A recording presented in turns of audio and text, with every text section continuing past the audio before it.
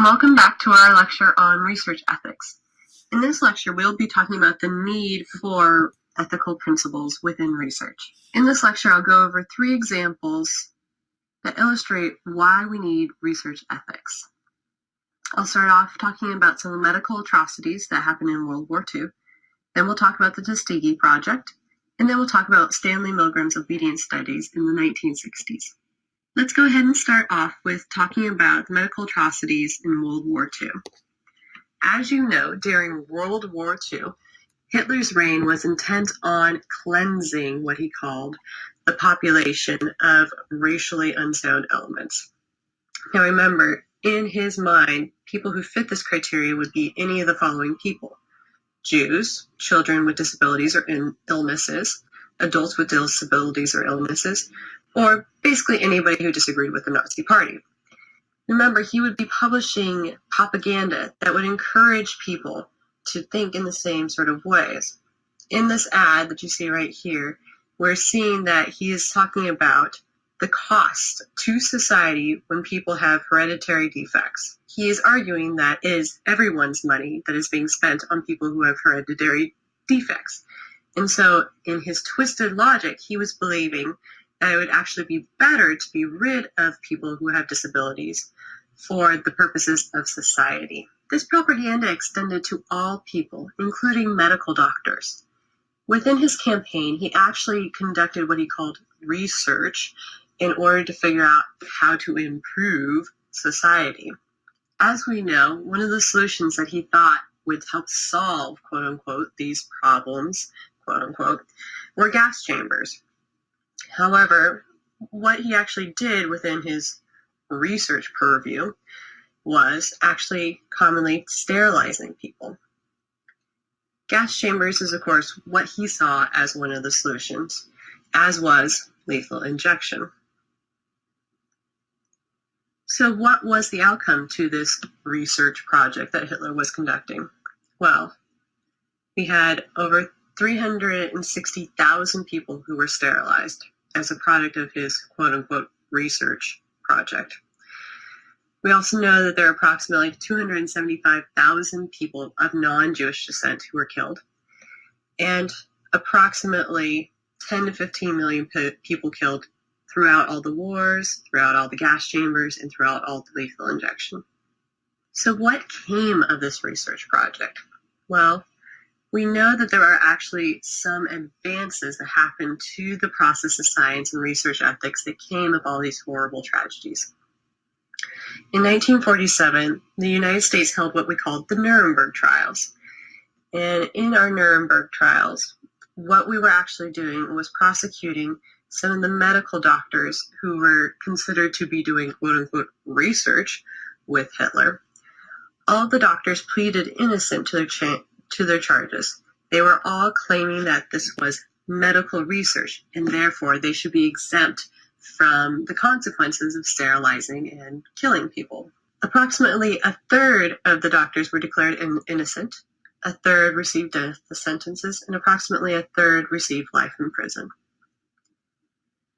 What this did was this sent a message that research was not going to be a coverall for acts that were inhumane against society. Part of what resulted from these trials was something that we called the Nuremberg Code. And the Nuremberg Code is one of the early research ethics documents that we have within American society. The basics of the research code are as follows. Participants should be able to consent to participate in research. Participants should be fully informed of the nature of the research project. Risks should be avoided whenever possible when conducting research. If risk is involved in the research process, we should protect our participants to the greatest extent possible. All projects should be conducted by scientifically qualified personnel, and participants should have the right to discontinue the research project at any time. The fact that the United States formalized these ideas was amazing. However, this didn't necessarily prevent all ethical breaches in research. If we were to look at the Tuskegee Syphilis Project, that is a project that started in the 1920s and actually extended all the way into the 1970s. In 1928, the public health services were trying to improve the health of African Americans within the South. Keep in mind that most African Americans in the 1920s were sharecroppers, and so these were people who did not have access to many services. We know that during this time, approximately a quarter of the African Americans who were living in the South were testing positive for syphilis. Syphilis is a disease that is a progressive disease. It has 4 main stages. In the early stages, there's little sores that appear. In the second stage, there's a rash, and then that rash expands and becomes warts, white patches, goes into your lymph nodes, you get fever, weight loss, and then all of a sudden you seem better. There's a latent stage. The advanced stages of the disease include severe problems with heart, brain, nerves, paralysis, blindness, dementia, deafness, impotence, and death. That's because this is what your brain looks like in the tertiary stage of syphilis. So what starts off as a small sore can actually become the degeneration of your brain. Of course, what is known about this is that to cure this, all we need is 1 dose of penicillin, which is a readily available antibiotic in the United States. However, in the 1930s, the public health services were trying to learn about the progression of the disease. And so they wanted to conduct a research study about it. What they did is they enlisted the support of the Tuskegee Institute, which was an institute who had access to all the sharecroppers within the South. These were, of course, African Americans who had very little means. It's not surprising then that there was no access to medical care for this population.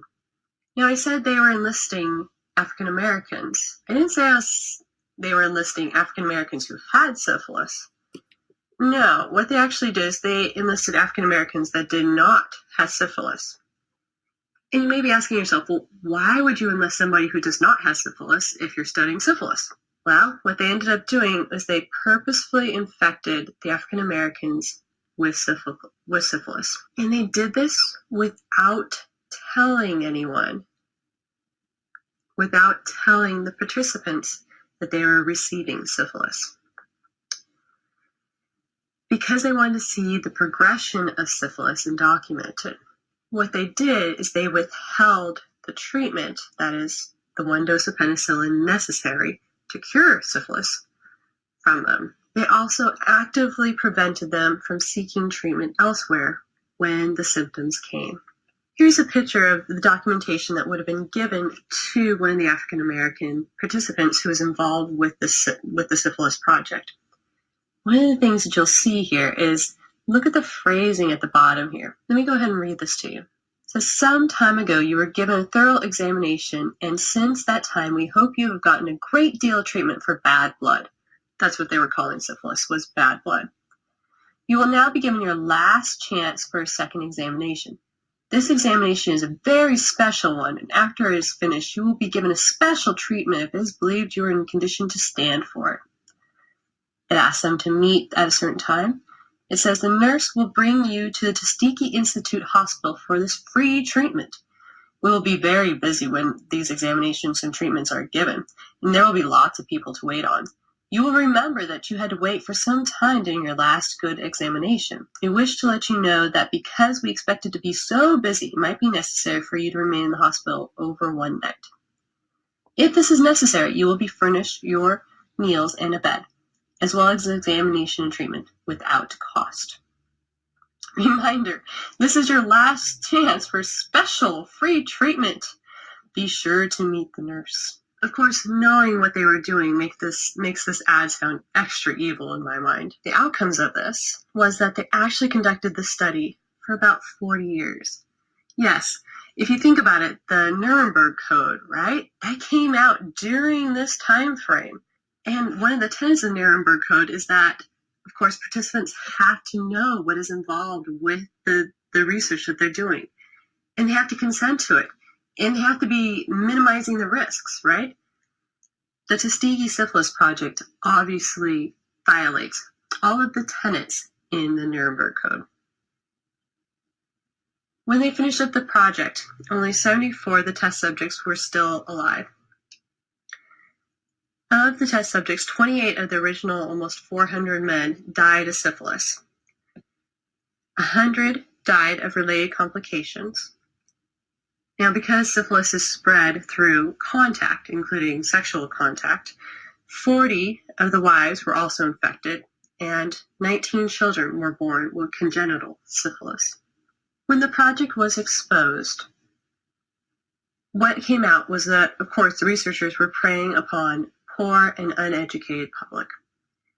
They didn't inform the participants of the risks, and they actually denied known treatments for this. The United States has given a public apology to the African Americans sharecroppers, and there was also a class action lawsuit which resulted in about $37,000 worth of compensation if you were still living at the time of the outcome. One of the things that did come from this that was of a positive nature was something we call an institutional review board. An institutional review board is a panel of professionals who review all proposed research projects for risks to the future participants. In essence, if a hospital today would like to conduct a project about syphilis, they would have to go through an institutional review board, and they would have to seek approval before ever seeking participants. In other words, the institutional review boards are the barrier between poor research ethics and compromises in participants' lives. If institutional review boards had been in place in the 1960s, the following study here, Stanley Milgram's obedience study, never would have passed. Here's a picture of Stanley Milgram with his apparatus, which is so critical to his study that he was working on. Stanley Milgram was really interested in the World War II atrocities. He was wondering, how does one man make a whole nation comply and act in ways that are so evil? He wanted to focus on the idea of obedience to authority and the conflict that it has between personal conscience. How is it that people do awful things, but they know they are wrong? What he did was he set up a study where there were actually participants who were coming in, and they would be sitting down in front of a large apparatus.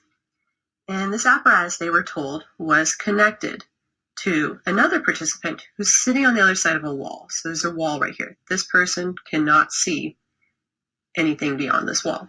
Supposedly, this participant right here is connected to the machine, which you, the participant, are now sitting in front of. Now, this machine is supposed to give people electrical shocks. Yes, electrical shocks. And you think, purely by chance, you are the one sitting here. You think that you had an equal chance of being this person over here. Yes, the person connected to electrical shock. However, there's a little bit of deception going on here. This person over here, the person who's connected to the electrical shock machine, they're not actually another participant. They are a Confederate. That is a researcher who is in on the study. And this Confederate here is going to act as if they are being shocked. Now, in the same room as you is this person, who is a researcher. And this researcher is supposed to just prompt you when you have questions and help you continue on with the study. What happens in this study is that you, the participant, are supposed to be the teacher, and you're helping the person on the other side of the wall here learn how to do something. Now, whenever this person gets something wrong, you are going to electrocute that person. Now, when this was first proposed, Stanley Milgram went to his colleagues and said, how many people do you think will actually shock somebody else? And people were just like, well, nobody's going to shock somebody else. That's awful. That's evil. Nobody would do that. Now, what happened was the participants actually did shock the Confederate. Now remember, the Confederate's actually not being shocked, but the Confederate is acting like they're being shocked. But the participant doesn't know that. The participant thinks they are shocking somebody. Now what happens is they would go, zzz, and the Confederate would go, ah, oh my gosh, ah!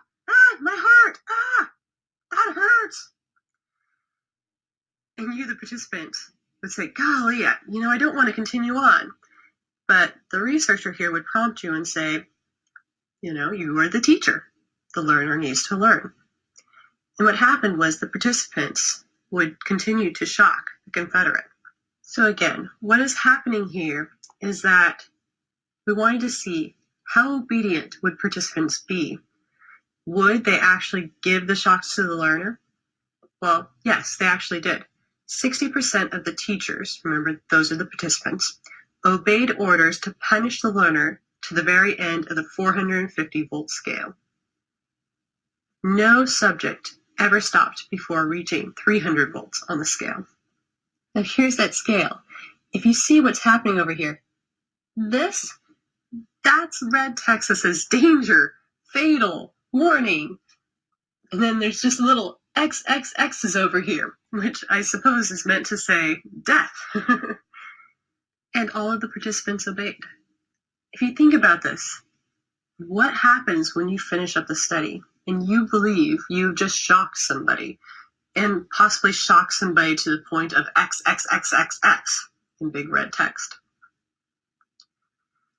Most of the participants came away feeling awful, to say the least, and they felt that they were psychologically harmed by the experiment. Institutional review boards are meant to prevent risks like this to participants. While no one was actually being shocked in the study, the mental anguish that comes from believing you would have shocked somebody to the point of death is considerable and something that would never be allowed today. This finishes up my lecture on the need for ethical principles. In the next few lectures, we'll talk about what we do to prevent such awful ethical violations in research today.